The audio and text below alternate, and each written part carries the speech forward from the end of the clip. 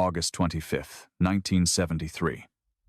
11-year-old Joanne Ratcliffe held 4-year-old Kirsta Gordon's hand as they left their seats at Adelaide Oval because Kirsta needed the restroom.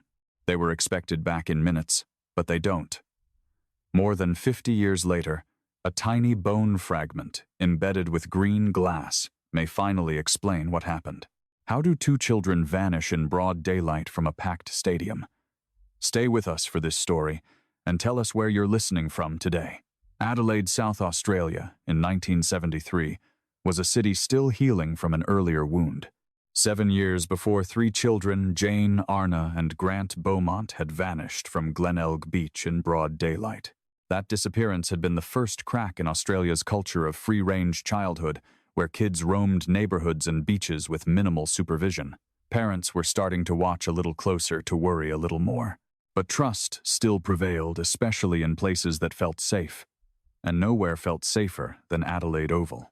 The historic stadium sat nestled in the North Adelaide parklands, surrounded by open green spaces and tree-lined paths. It wasn't just a venue for cricket and football, it was woven into the social fabric of the city. Families held season tickets for generations, sitting in the same seats every week. The Sir Edwin Smith stand was where the regulars gathered, where everyone knew everyone, where children were given the kind of independence that came from communal watching. If a child wandered toward the concession stand, a dozen familiar faces would track their movement. It was the kind of place where mothers said, "Everyone's looking out for everyone." Australian rules. Football wasn't just a game in Adelaide, it was a weekly family ritual. Late August meant the peak of winter football season, and the match that Saturday between the North Adelaide Roosters and the Norwood Redlegs drew passionate crowds. The air was cool but not cold, around 15 degrees Celsius, with overcast skies that threatened rain but never quite delivered. Children wore light jackets. Parents brought thermoses of tea. The atmosphere hummed with that particular energy of a community gathered for something they all loved. This was 1973, before cell phones could track a child's location. Before stadium CCTV recorded every corridor, before Amber Alerts could blanket a region in minutes. Public address systems were controlled by officials who viewed disruptions as poor form. Community policing meant trusting adults to manage children collectively. It was an era when a predator could move invisibly, not because he hid in shadows, but because he walked confidently through crowds that assumed safety in numbers. The Ratcliffe family were regular attendees.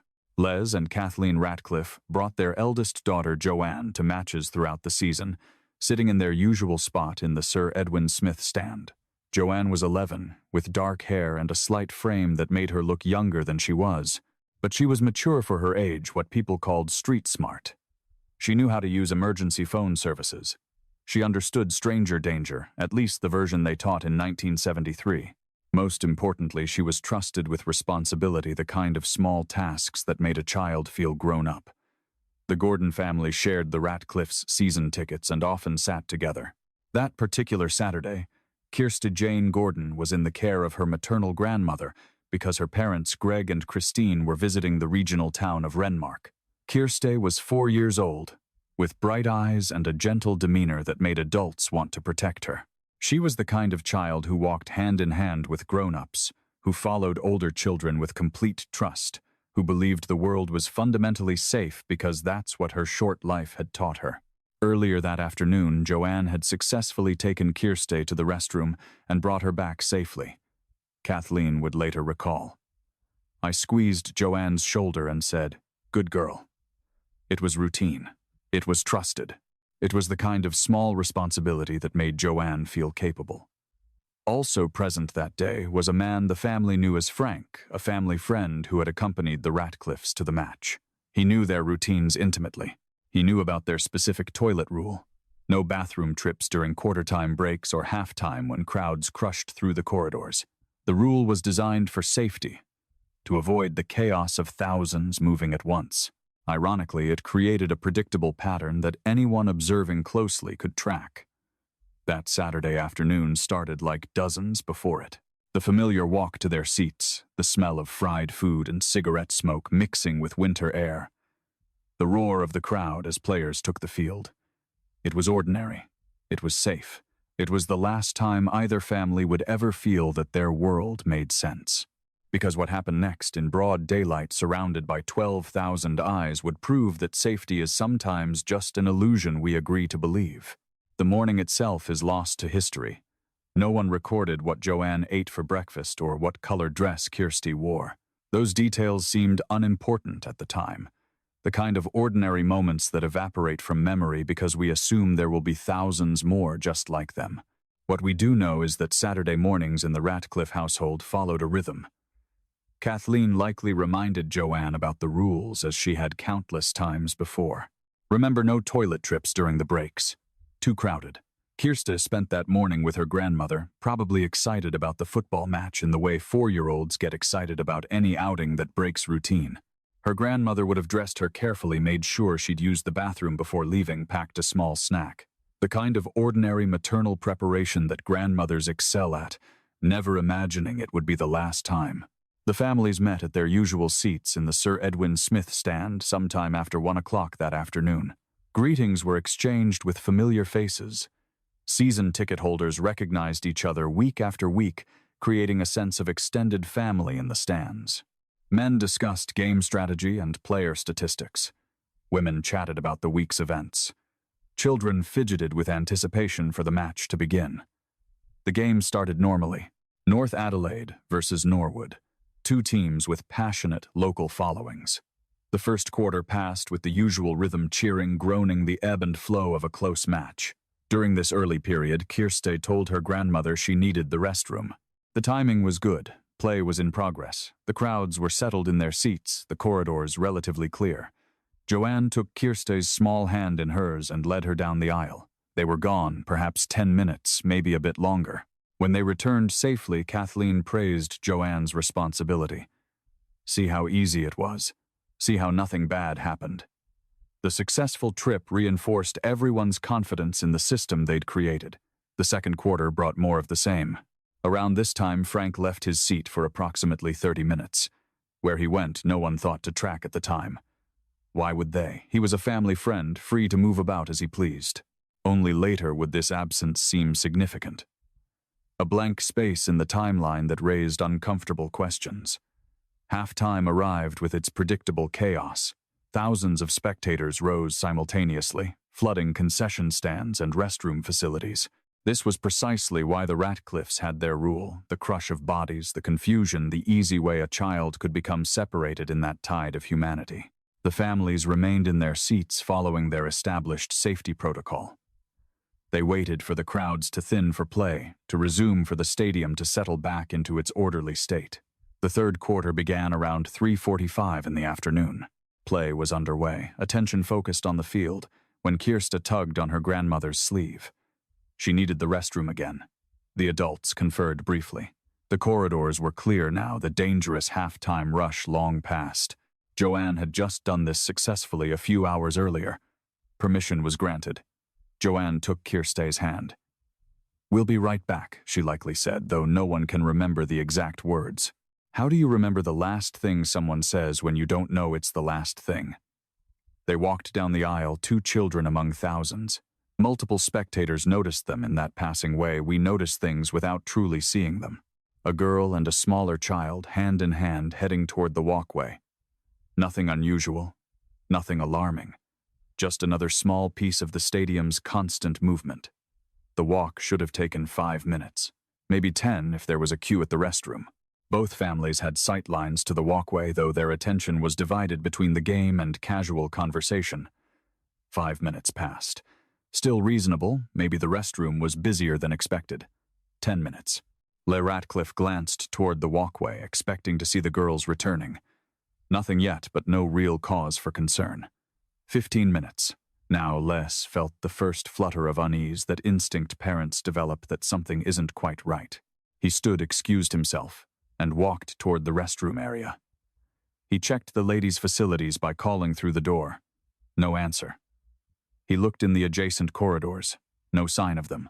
He walked to the concession stands, thinking perhaps they'd stopped for a treat. Not there either. He returned to the seats. Did they come back a different way? But the adults had been watching. The girls hadn't returned. The third quarter was ending. Les went back out, searching more urgently now. He asked spectators seated along the route if they'd seen two girls. No one had noticed them returning. The grandmother stayed at the seats, the old logic that if children are lost, someone should remain at the last known location in case they find their way back. The fourth quarter began. What had started as mild concern was crystallizing into something sharper, colder. Ratcliffe approached stadium staff explaining the situation. He requested an announcement over the public address system, something simple asking Joanne Ratcliffe and Kirsta Gordon to return to their seats. The stadium official refused. It was policy, he explained. No announcements during the match. It would disrupt the game, cause unnecessary panic. They would make an announcement when the match concluded, Les argued. The official was sympathetic but firm. Policy was policy. That refusal would haunt everyone involved for the rest of their lives. Other season ticket holders in the area began looking. Word spread through their section. An informal search party formed, checking corridors, asking vendors peering into storage areas. Frank notably remained in his seat. He didn't join the search. At the time, this seemed like someone sensibly staying put in case the girls returned. Later, it would seem like something else entirely. 5 o'clock arrived. The match ended. The crowd began its exodus toward the gates, 12,000 people flowing outward in a river of bodies. Only then, with spectators already streaming into the parking areas, did the stadium announce over the PA system that 2 children were missing. By that point, the message was swallowed by the noise of departure heard by people who were already thinking about dinner and traffic. At 5:12, an official missing persons report was filed with the South Australia Police. By the time the first police car pulled into the stadium, Joanne and Kirsta had been missing for 87 minutes. 87 minutes, in which, as investigators would later discover, a man in a wide-brimmed hat had walked them through the city's parklands in broad daylight. 87 minutes in which dozens of people saw 2 distressed children with an adult and did absolutely nothing. Because in 1973 you didn't question a father disciplining his children, you looked away. You minded your business, and that silence gave a predator exactly what he needed: time. The South Australia Police arrived at Adelaide Oval to organized chaos. Stadium staff were conducting their own search. Family members were racing through corridors. The departing crowd created a confusion of movement that made establishing any kind of investigative perimeter nearly impossible. Officers who'd been on site for routine crowd management immediately began taking statements, while their colleagues initiated systematic searches. The first assumption was logical. The children were still somewhere within the Oval complex. Perhaps they'd gotten turned around, found a different vantage point to watch the game, fallen asleep in a quiet corner. Search teams moved methodically through every restroom, every storage area, every corridor and stairwell. They checked mechanical rooms and first aid stations. They looked behind concession stands and underneath bleachers. They found nothing. As evening settled over Adelaide, the search expanded to the parklands surrounding the Oval. These weren't manicured lawns, but substantial green spaces with walking paths, drainage areas, and patches of dense vegetation. Officers with flashlights moved in grid patterns, calling the girls' names. The sandhills were searched. Drains were inspected. Every structure between the Oval and the Adelaide Zoo was examined. Still nothing. No dropped hair ribbons, no torn fabric caught on a fence, no small footprints in soft earth that could be distinguished from the thousands of others. The complete absence of physical evidence was itself unnerving. It was as if the girls had simply dissolved into air. What the police did have were witnesses. And slowly, painstakingly, those witness accounts began to form a picture that was far more disturbing than anyone had initially imagined. A concession vendor who worked near the southern gate came forward. He remembered seeing a tall, slender man leading 2 girls from the stadium around 4 o'clock. The man appeared to be dragging them, but not violently, more like a frustrated parent dealing with uncooperative children. The vendor had noticed because the older girls seemed to be protesting, but he'd interpreted it as a typical family dispute. A father who'd had enough of the football match, kids who wanted to stay. He'd thought nothing more of it. Another witness, a teenage girl who'd attended the match with her own family, provided a more detailed account. She'd seen a man carrying a small child while an older child followed closely behind. The man was walking purposefully along a gravel path that led away from the stadium. The older child, she was quite certain it was a girl around 10 or 11, appeared to be speaking intently to the man as if insisting on something or arguing. But again, the context suggested an ordinary family interaction. A tired child being carried home. A sibling complaining about leaving early. Nothing that demanded intervention. Multiple witnesses reported seeing this trio near the Adelaide Zoo Bridge, which carried a footpath over the parklands. By this point, several observers noted that the older girl looked genuinely distressed. One witness saw her kick at the man. But still, the assumption held difficult children frustrated parent domestic matter. People glanced, registered the scene, and looked away. The final credible sighting came from Thebarton, a suburb approximately 3 kilometers from the Oval. Around 5:15 in the afternoon, a full 90 minutes after the girls had left their seats, a witness spotted a man with 2 children near Port Road. By then, the match was over. The PA announcement had finally been made, but this witness hadn't heard it. They simply registered a man with children and thought nothing more of it. After that, the trail went cold. No one saw Joanne and Kirsty again. Working backward from these sightings, investigators began to reconstruct a 90-minute journey from the Oval through the parklands. The route made a kind of terrible sense. Paths that were public, but not heavily trafficked during a football match, when most people were either at the Oval or at home. The man had moved at a steady pace, not running or hiding, simply walking as though he had every right to be there with those children. A police artist worked with the witnesses to create a composite sketch. The process took several days, as different witnesses recalled different details, but certain features appeared consistently. The man was estimated to be in his 40s, with a thin, weathered face and light-colored hair. His build was lean, athletic enough to carry a 4-year-old without apparent difficulty. The most distinctive feature mentioned by nearly every witness was his hat. Wide-brimmed and brown with a flat crown, in a style more common to the 1950s than the 70s. Several witnesses noted this specifically because that type of hat had become somewhat unusual in Adelaide, though it remained more common in Australia's northern regions. The sketch was released to the public in September of 1973. It was published in every newspaper in Australia, posted in every police station, shown repeatedly on television news. Tips flooded in dozens, then hundreds. Each had to be investigated individually. Someone thought they'd seen a man matching the description in Queensland. Another claimed he lived 2 streets over. A woman reported that her ex-husband wore a similar hat. But in an era before digital databases, before DNA matching, before facial recognition software, the sketch could only do so much. It required someone to recognize a face to make a connection, and either no one did or the person who could have identified that face chose to remain silent. The investigation also revealed a troubling pattern in how the witnesses had responded, or rather failed to respond, to what they'd seen. When interviewed, several people admitted they'd felt uncomfortable watching the interaction between the man and the children. The older girl had seemed upset.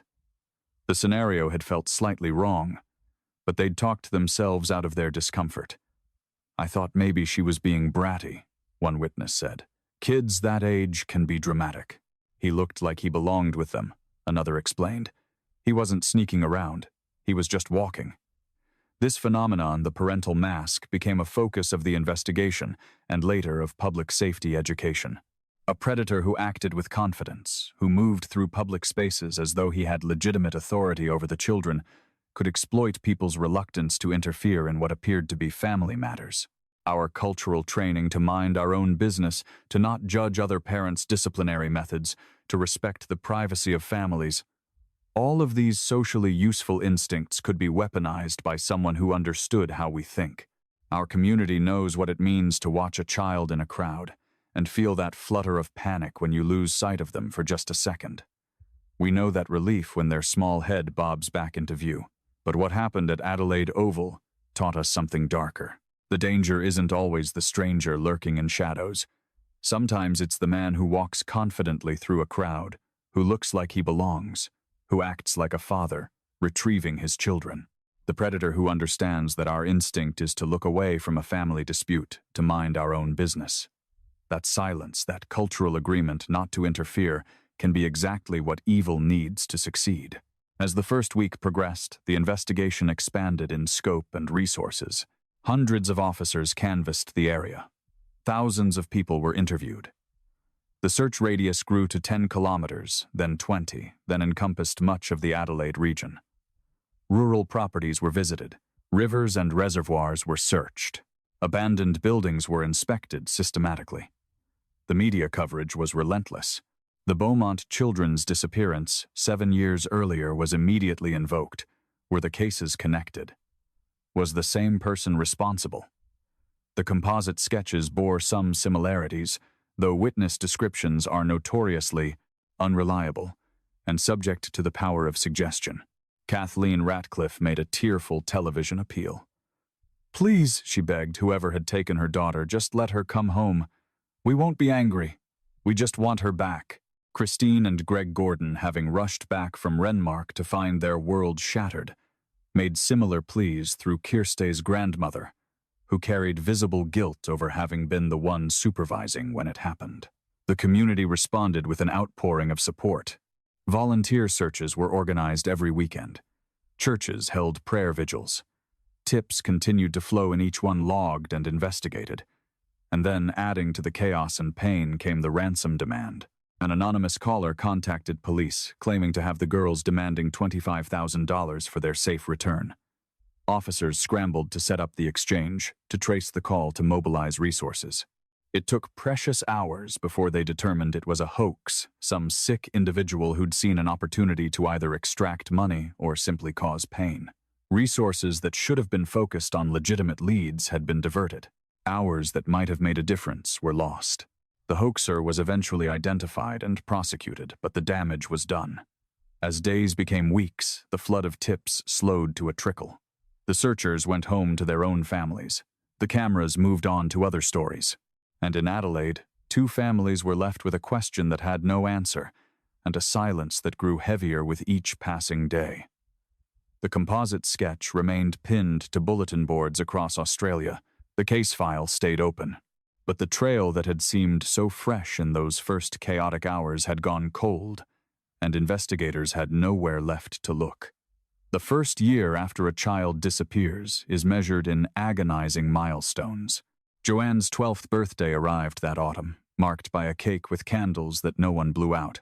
Kirste would have started school. Her grandmother kept the enrollment papers in a drawer, unable to throw them away but unable to complete them. Christmas came with presents wrapped and placed under the tree just in case. Just in case they walked through the door. Just in case this nightmare ended. In February of 1974, 14 months after Joanne vanished, Kathleen Ratcliffe gave birth to another daughter. Susie arrived into a household still drowning in grief. A living child welcomed into a home that felt like a shrine to a missing one. Kathleen loved her fiercely.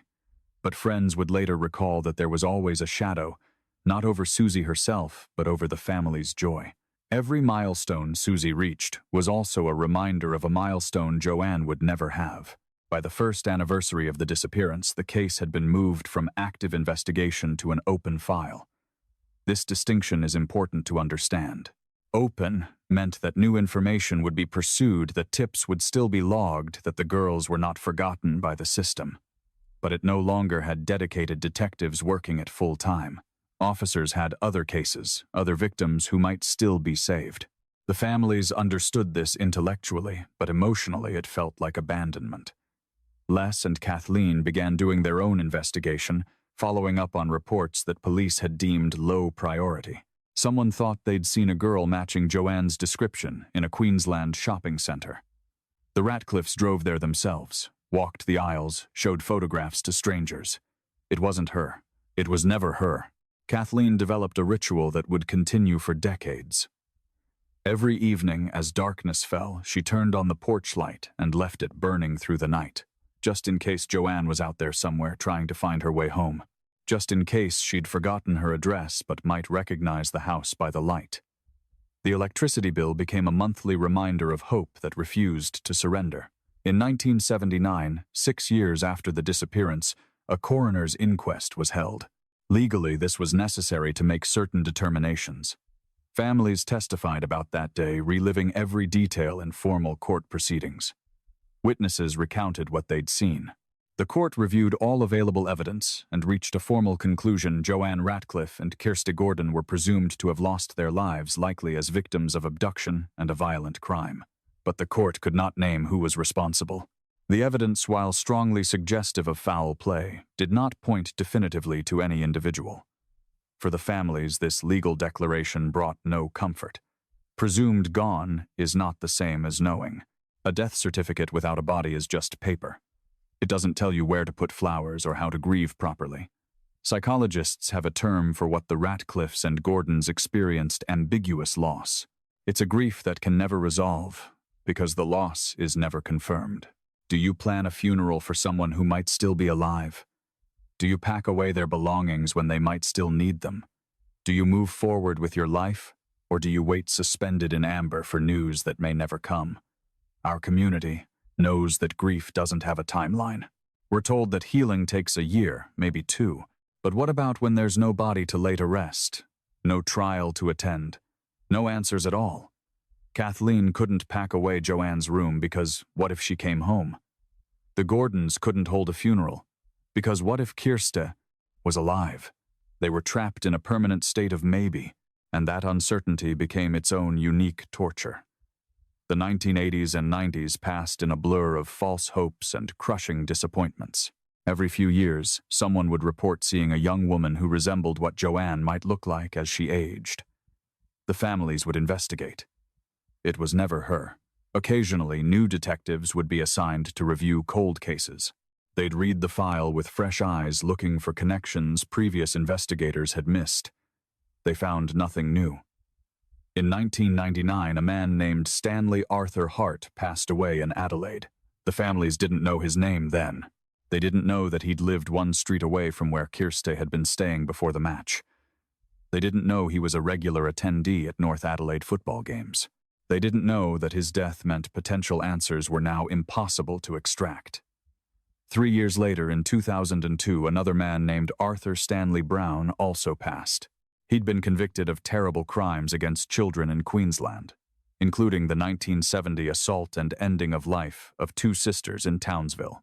The families didn't know that Brown's face, captured in old photographs, would one day be matched by computer algorithms to the sketch from 1973. They didn't know that another potential answer had slipped away into the grave. That same year, the Gordon family created a memorial for Kirsty. 29 years after she vanished, they finally had a place to visit, to lay flowers, to sit quietly with their grief. It wasn't a grave, there was no body to bury, but it was somewhere. A stone marker in a peaceful spot that acknowledged her brief life and her absence. "At least now I have somewhere to talk to her," Christine Gordon said softly at the dedication. Susie Ratcliffe, growing up as the sister who came after, began researching the case herself in her 20s. She read old newspaper articles, watched archived television footage, listened to her mother's memories.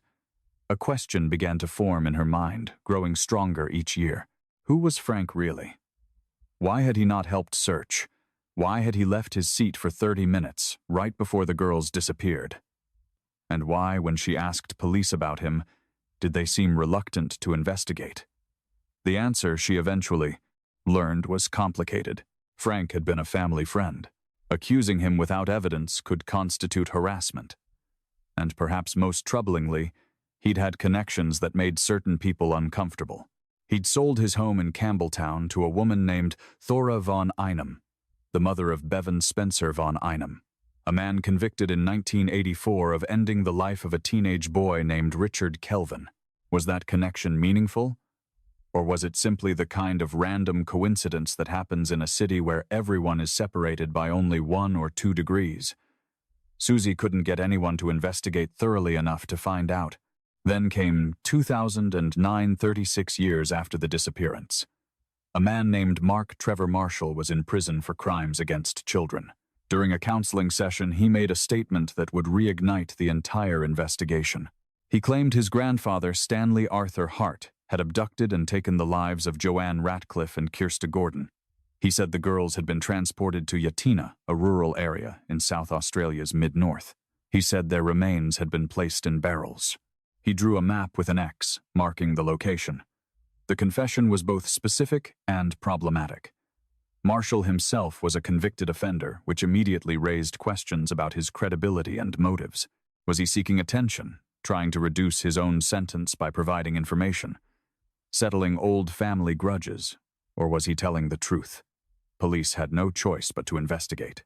They traveled to Yatina, to the tunnels near Pekina Reservoir that Marshall had indicated.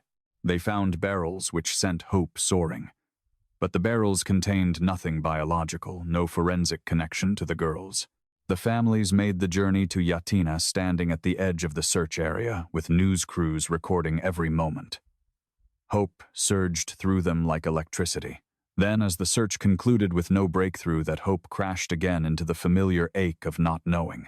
Kathleen Ratcliffe was in her 80s by then. Her health was declining. "I just want to know before I go," she told a reporter. "I just need to know what happened to my girl. Our community knows what it's like to hope against hope." When Mark Marshall's confession surfaced, the Ratcliffe and Gordon families felt something they hadn't felt in decades: possibility. But cold cases are cruel. Every lead that goes nowhere isn't just a disappointment. It's a fresh wound torn in scar tissue that never quite healed. The barrels at Pekina were empty, but they filled back up with the same old ache. Additional searches were conducted at Yatina in 2014 and 2015. Anonymous tips led police to excavate wells on properties once owned by Hart. Media coverage brought the case back into national consciousness. The South Australian government increased the reward to $1 million, hoping the substantial sum might incentivize aging witnesses to come forward before they themselves passed on. Some new tips emerged. None led anywhere definitive. In 2015, Susie Ratcliffe launched a campaign she called "Leave a Light On," inspired by her mother's nightly ritual. Every October 21st, she asked Australians to leave their porch lights burning in honor of missing persons. The response was overwhelming. Thousands participated. The campaign transformed a private family grief into a national moment of remembrance, a way for communities to acknowledge the thousands of people who vanish each year and the families left behind in that terrible limbo. Kathleen Ratcliffe passed away in 2019, 46 years after her daughter vanished. She never learned what happened to Joanne. Her funeral was marked by Joanne's presence in absence, an empty chair, a photograph, a lifetime of what-ifs. Susie grieved doubly for the mother she'd known and loved, and for the sister she'd never met but who had shaped her entire existence. Then came 2022 and something extraordinary happened. A television program called Under Investigation decided to apply cutting-edge technology to the Adelaide Oval case. They used facial recognition software developed by NEC, applying it in a way that had never been done before, comparing a hand-drawn sketch from 1973 to a database of 5,000 photographs. The algorithm processed facial structures, measuring proportions and mapping features in ways human eyes couldn't. It ran the comparison multiple times, adjusting for variations, and it returned a result that was both startling and heartbreaking. The software identified a very strong match between the composite sketch and a man named Arthur Stanley Brown. The same Brown who'd been convicted of taking the lives of two young sisters in Queensland in 1970. The same Brown who'd been a known predator of children. The same Brown who had the opportunity and the profile to have been in Adelaide in August of 1973. The same Brown who had passed away 20 years earlier, in 2002. Technology had finally provided an answer, but the answer was a man who could never face justice, never be interrogated, never confess. A man beyond the reach of any courtroom. Yet even this technological breakthrough didn't close the case, because shortly before his own passing in 2022, investigators had also been pursuing another suspect, a Queensland offender named Errol George Radan. When his former residence was examined, investigators found a scrapbook containing newspaper clippings about the Ratcliffe and Gordon case. They found children's clothing hidden in drainage systems beneath his home. A victim of his abuse claimed he'd begun targeting her around 1973. Now there were two deceased men, both with compelling connections to the case. Brown matched by computers. Radan connected by circumstantial evidence. Plus Hart named by his grandson's confession. Which one? All three. A network of offenders operating together. And then there was the eyewitness testimony. Sue Lurie, who'd been a teenager at the Oval that day, had maintained a crystal-clear memory for 5 decades. When shown photographs of the suspects, she identified someone but not Brown, despite the facial recognition match. Her certainty was calm and measured, her memory unusually stable across the years, but it pointed in yet another direction. Our community knows that sometimes the truth doesn't arrive in a neat package. After 50 years, investigators had not one answer, but multiple possible answers, and all the men were already gone. Technology pointed one direction. A confession pointed another. Evidence pointed a third. And somewhere in unmarked Earth, Joanne and Kirsta might know which path led to the truth. But the Earth hadn't finished speaking yet. The excavation site in Yatina looked more like an archaeological expedition than a criminal investigation. White tents protected the work area from the elements. A grid system divided the Earth into meter squares, each one photographed before, during, and after excavation.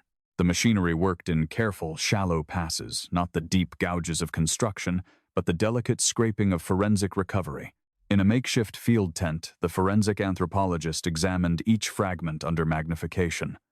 The soil conditions, he explained to anyone who asked, significantly affected what could survive 5 decades underground. Bone could persist, but it became fragile, crumbling like chalk at rough handling. Every fragment had to be catalogued with meticulous precision. Its location, depth condition, and any associated materials like the green glass that had appeared in the first discovery. The fragments were transported to Adelaide's forensic laboratory under careful chain of custody protocols. There, specialists began the delicate process of attempting DNA extraction. The first step involved cleaning the bone with distilled water, removing the outer layer where contamination was most likely. The remaining material was ground into powder, then subjected to chemical processes designed to isolate any genetic material that might have survived. The lead forensic analyst explained the challenges to the families in terms they could understand. After this much time, definitive results aren't guaranteed. We might get a partial match, say 80 or 90% probability, or the DNA might be too degraded to provide any usable information. The bone being small works against us, though the glass embedded in it may have created a protective pocket. The possible outcomes were laid out with clinical honesty. A positive match to Joanne or Kirsta would confirm that at least one girl's remains had been found, that the case was indeed what everyone had long suspected, that Yatina was the disposal site. It would partially validate Marshall's confession and point strongly toward Hart's involvement, though Hart's passing in 1999 meant no prosecution would ever occur. A partial or inconclusive match would leave families in a new form of limbo, probably instead of certainly. Statistical probability rather than absolute confirmation. Close enough to believe, but not close enough to truly know.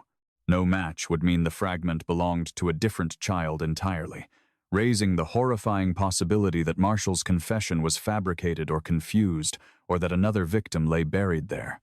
It would send the investigation back to the beginning, back to competing theories and deceased suspects. The worst outcome would be no usable DNA at all, too degraded, too contaminated, insufficient sample. Evidence that existed but could not speak. As of the current moment, results remain pending. The families wait as they have waited for more than half a century. Police wait. Australia waits. Susie Ratcliffe gave a statement to reporters that captured the complex emotions. For my whole life, Joanne has been a photograph. A story my mother told. A sister I never knew. If that bone belongs to her, she becomes real to me in a way she's never been. She becomes something I can finally lay to rest. Something I can visit. Not just a ghost in a porch light. While waiting for laboratory results, investigators found themselves confronting the suspect question once more. The evidence now pointed in multiple directions, each compelling, none conclusive. Arthur Stanley Brown remained the strongest technological match, with facial recognition software, identifying significant similarities between his photographed face and the 1973 composite sketch. His history of harming children in Queensland was documented. Timeline analysis suggested he could have been in Adelaide during the relevant period. Yet Sue Lurie, whose memory had remained remarkably stable across 5 decades, didn't identify him when shown his photograph. Stanley Arthur Hart had the bone fragment discovery on property he'd once owned. His grandson's detailed confession proximity to Kirste's pre-match location and regular attendance at football matches. But the facial recognition hadn't matched him as strongly, and earlier searches of his properties had found nothing. Errol George Radin brought circumstantial evidence, the scrapbook, the hidden clothing, the victim's timeline, but nothing physical connecting him directly to the girls. Some investigators began considering whether the answer might not be one man, but several. Could there have been a network? Hart's sale of property to Thora von Einem, mother of convicted offender Bevan Spencer von Einem, created a potential link. Von Einem himself had been implicated by an informant who claimed he'd boasted about taking children.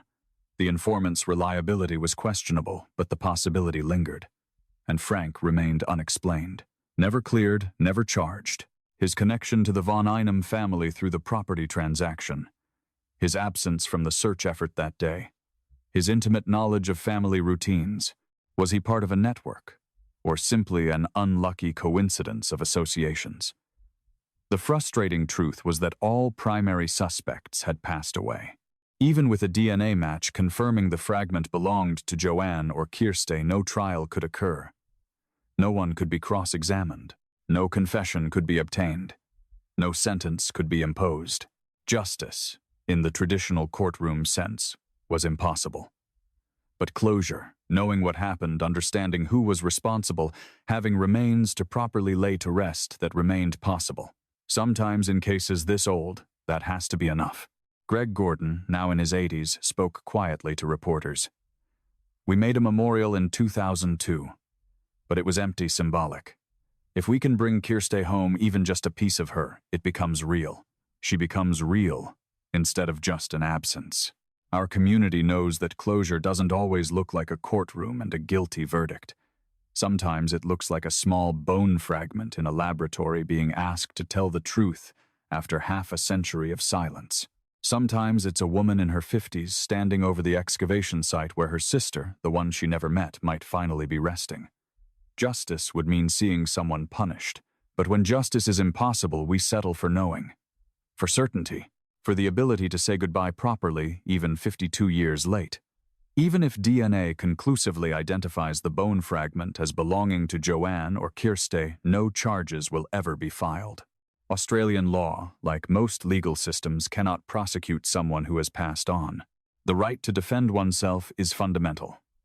Without the accused present to instruct lawyers, present evidence, or appeal verdicts, prosecution becomes impossible. What can happen is a coroner's updated finding. The original 1979 inquest could be reopened with new evidence.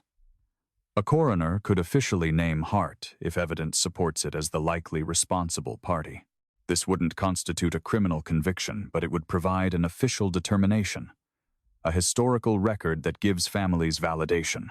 South Australia Police could also issue a public statement, declaring their belief about who was responsible, as has been done in other Australian cold cases.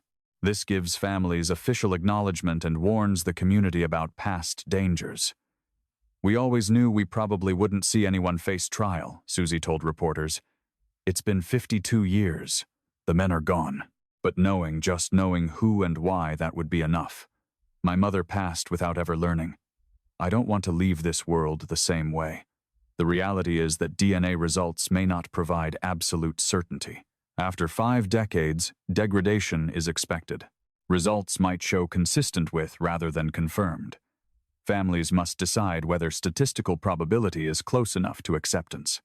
Susie articulated this struggle. People want neat endings. They want absolute proof. Real life is messier. The scientist might say there's 87% probability this is my sister. Do I accept that?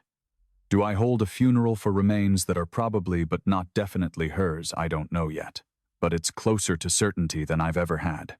The Gordon family, who created a memorial in 2002 without remains, has experience with ambiguity. We've been grieving something we couldn't confirm for 50 years, one family member reflected. At some point, you decide that probably is good enough, because absolute certainty might never come, and you can't suspend your life forever waiting for something that may never arrive. Grief counselors specializing in ambiguous loss have worked with both families, One therapist explained the psychological dynamic. These families have been in frozen grief for decades. They couldn't complete mourning because the loss was never confirmed. Even partial confirmation, even just "we believe," can unlock that frozen state and allow healing to begin. If remains are confirmed, both families plan proper burials, headstones with birth dates, and disappeared, August 25th, 1973. Annual gathering places.